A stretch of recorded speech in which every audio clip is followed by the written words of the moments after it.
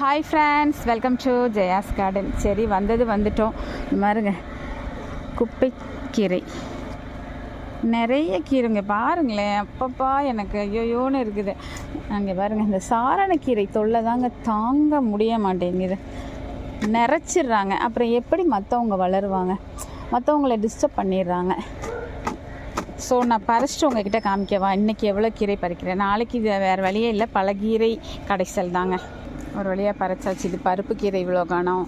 அதுக்கப்புறம் இங்கே பாருங்கள் சாரணக்கீரை, அதுக்கப்புறம் இது பொன்னாங்கண்ணி கீரை, பச்சை பொன்னாங்கண்ணி. இதில் வந்து எல்லா வகையான தண்டும் இருக்குது. சிவப்பு தண்டு இருக்குது, அரைக்கீரை இருக்குது, பச்சை தண்டு இருக்குது. இது காணாவாழை எவ்வளோ இருக்குது பாருங்கள். அப்புறம் ஒரு அத்தி, ஒரே ஒரு புளிச்சக்கீரை முழு செடியே பிடுங்கிட்டு இவ்வளோ இருக்குது அப்படின்னு சொல்லிட்டு.